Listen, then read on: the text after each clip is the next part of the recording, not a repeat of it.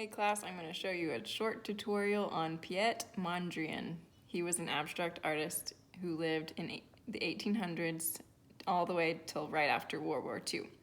Hope you enjoy this short, quick lesson. You're going to need a pencil, a ruler, an eraser, a Sharpie or black paint, and then the primary colors, which are cobalt blue, bright red, and bright yellow. If you don't have markers, you can use paint, watercolor, or acrylic, or pencil or crayon, any colors. As long as you have these three colors, it will still look like a Mondrian. First thing we're going to do is work with scratch paper. I want you to create a couple different compositions using black lines in the three primary colors. After you've created little boxes, you will then, so example, draw a couple little cubes. Then decide where you would like your horizontal, so side to side, or vertical lines. Mondrian only used vertical and horizontal lines to create his later works, his abstract works.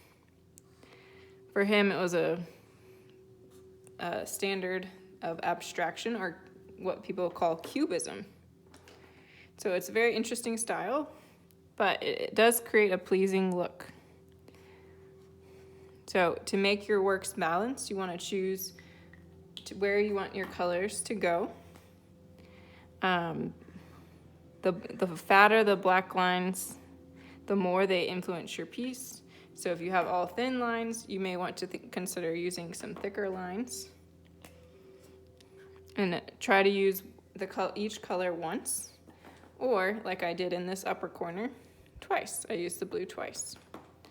I liked this composition the most, and so then I would bring and use that for my final. So that's your scratch paper. That's just to kind of help you think through your composition. All right, once you think through your composition, you can keep that plan or you can divert it from that slightly. You want to take your nicer paper, or if you only have one type of paper, just as long as it's white. I'm going to try to replicate my favorite one. So I'm going to use a ruler and a dark black Sharpie. You can use a pencil first.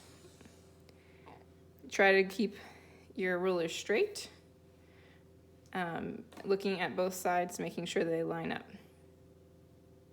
I need to draw two lines across. You can do as many or as little lines as you want. And I'm going to go back in on the ones that I want to thicken later.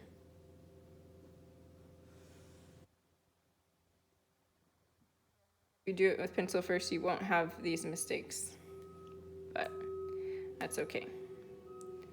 I'm going to create some lines over here.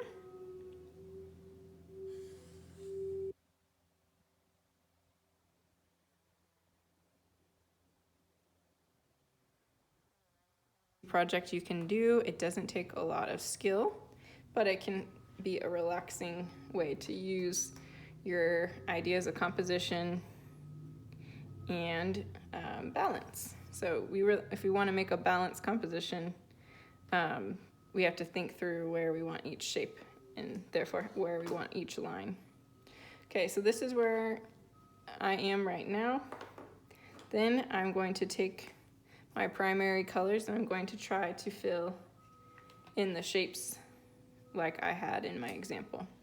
So this would maybe take a little bit longer. So I wanted my blue to be in the top.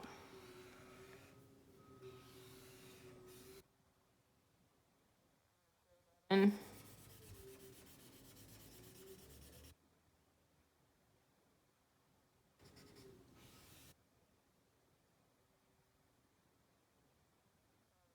than I am.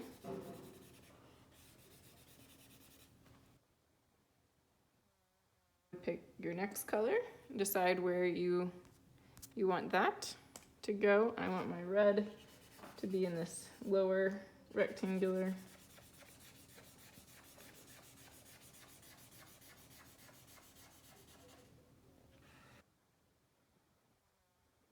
if you don't do it as fast, it will look neater. With markers, also, you tend to lose that deeper, darker colors that you would have with like an acrylic paint. Mondrian actually painted in oils, so his look a lot cleaner, but I'm trying to just show you some fun ideas, okay? So that is the start. Then you could kind of go through and see if you want to add anything else. So right now, I would like to have something over in this corner because it looks kind of empty. So I'm going to darken or thicken this vertical line here. Beautiful black can go over other colors. Then I'm going to add blue because it looks lonely over here.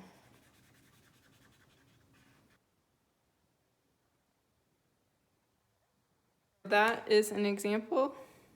I think I would probably add another thick line going maybe across to balance out this nice vertical here. Or you can make all of your lines thicker. Typically, Mondrian's lines are a little bit more prominent than what I drew initially.